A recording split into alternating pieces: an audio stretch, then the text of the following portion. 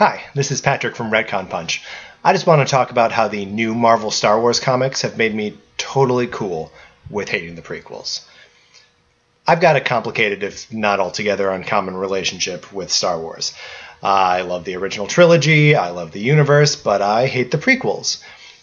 And I know a lot of the reasons that I like episodes 4, 5, and 6 have to do with growing up watching them and discovering sci-fi adventure storytelling through them.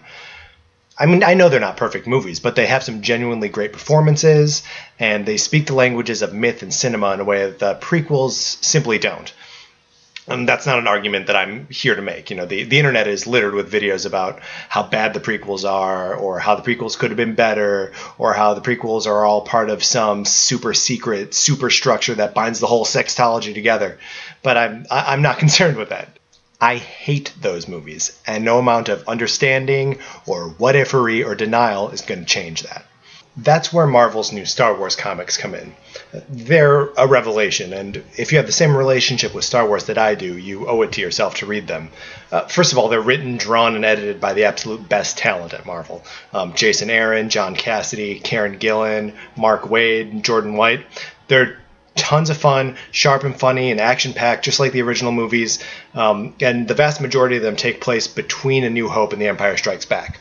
The main series, just called Star Wars, serves as the backbone for everything else, but it's Darth Vader and the Princess Leia miniseries that have allowed me to come to terms with the fact that I hate those prequels. And not only is it okay to hate them, hating the prequels actually improves my overall Star Wars experience.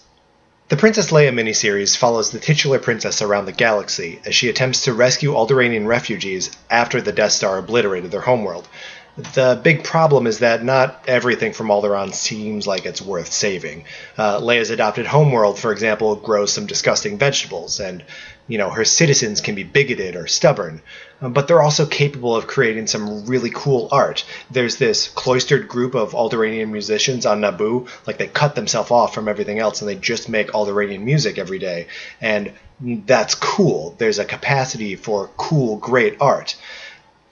Alderaanian culture is a stand-in for Star Wars. Okay? Leia struggles with the parts of the culture she doesn't like, but ultimately fights for it because, A, it's the only thing she's ever known, and B, underneath all those disappointments, there's still a lot to love there. Star Wars has been around my entire life. I literally don't know a world without Star Wars.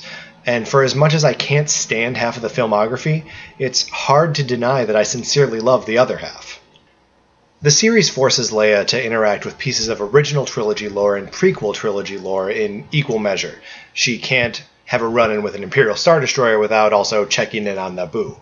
And when she's on Naboo, then she has to confront the idea of her legacy, whether, she knows what her lineage there is or not. She sees the image of Queen Amidala in a stained glass window in Theed, and she doesn't know why, but the image has an effect on her. She maybe sees a strong female ruler, whatever she's responding to. We know that Leia, in a weird way, owes her own legacy to Amidala. And that's sort of an acknowledgement that everything in Star Wars, from 1999 onward, kind of owes a debt to everything that came before it. So even those shitty movies are part of Star Wars. Leia's history and my Star Wars fandom are inextricably intertwined. If she can fight through both what she loves and what she hates about her past to preserve her future, I guess I can do the same. But if ambivalence isn't good enough for you, we can do one better. The Darth Vader series sets out to explore who Darth Vader is. That's sort of a flawed concept for a story.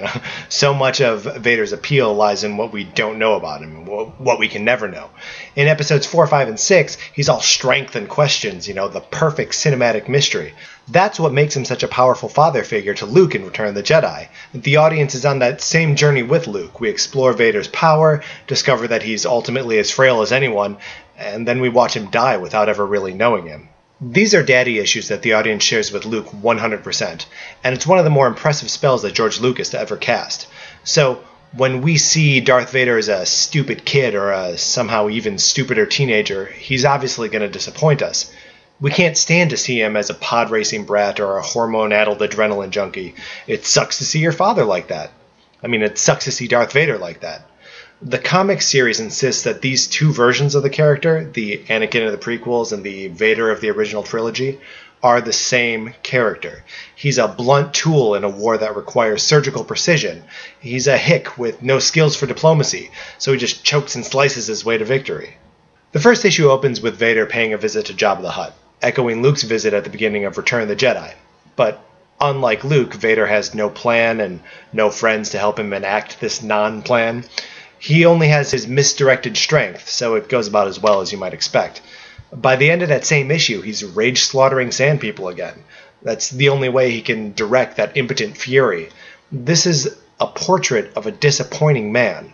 That's what the prequels represent, a past that will only disappoint us. At the risk of getting too Freudian, we're not meant to know our fathers when they were children. What our fathers went through before we came along may have formed them, but it doesn't have to form us. During a mission to Geonosis, Vader is briefly haunted by a scene from Attack of the Clones. It's obviously a super potent moment for him, but it's laughable to those of us that remember seeing a CG Hayden Christensen ragdolling on top of a reek. That three-horned lizard bull thing is called a reek. I had to look it up, but who cares? You don't care and I don't care, because that scene was stupid and boring and looked bad and basically encapsulated everything that was wrong about those movies. But suppose that we, the audience, are still seeing this story from Luke Skywalker's perspective, even though he's not in the movie. If stories of Anakin's past feel vapid or poorly realized or impossibly motivated, that's because that's what a father's childhood always looks like to a son. The more we learn about Anakin's life pre-Vader, the more we have his inherent mystery dispelled. Our experience of watching the prequel trilogy is the disappointment of Luke discovering his father's humanity. So if you found that story unfulfilling, congratulations, you're one step closer to Luke. This means the Lucasfilm Story Group is grappling with the idea of the franchise's legacy, even as they're looking to strike forward with new movies and TV shows and video games and comics. We haven't had a reason to be this hopeful for new Star Wars in like 30 years, and I couldn't be more excited. If you want to pick up any of those series I talked about, they're Star Wars by Jason Aaron and John Cassidy, Darth Vader by Kieran Gillen and Salvador LaRocca, and Princess Leia by Mark Waid and Terry Dodson. So check those out. Long live Star Wars. That's no way to sign off on anything. Long live Star Wars. It's owned by Disney now.